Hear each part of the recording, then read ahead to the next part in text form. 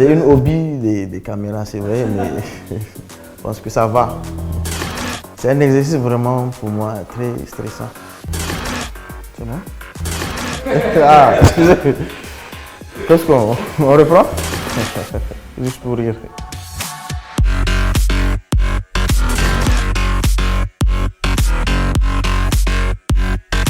La particularité de notre réseau, c'est d'abord un réseau politique qui regroupe les entités jeunes des différents partis politiques du Sahel, qu'ils soient de la majorité, de l'opposition et des non-affiliés.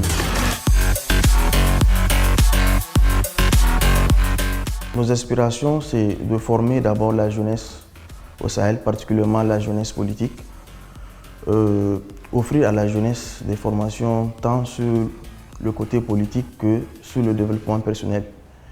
Il s'agira ici d'offrir à la jeunesse des formations pouvant lui être utiles pour répondre aux besoins actuels du Sahel et au moment. Cela se fera à travers des conférences, des ateliers et des débats.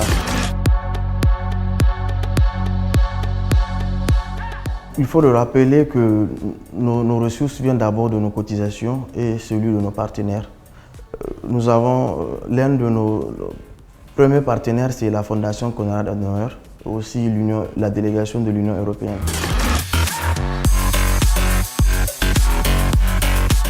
L'accompagnement consiste à un soutien pour acquérir des compétences.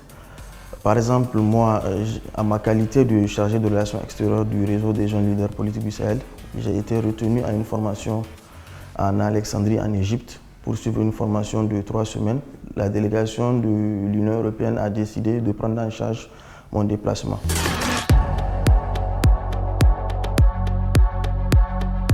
Cela rentre dans le cadre de renforcement des capacités de notre réseau et aussi du développement personnel.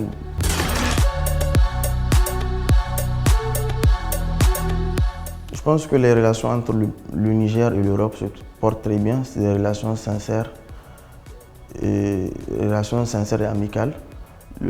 Particulièrement l'Union européenne est l'un des premiers partenaires du Niger qui accompagne le Niger. Beaucoup de réalisations ont été faites au Niger grâce à l'accompagnement de l'Union européenne, tant sur le côté infrastructure que côté éducatif, formation de la jeunesse.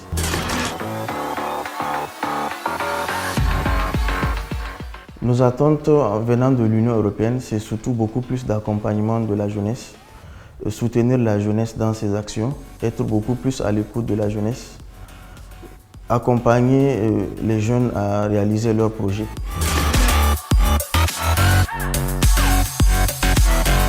Je pense que la jeunesse doit jouer un rôle de premier plan dans la prévention des conflits et la consolidation de la paix au Sahel.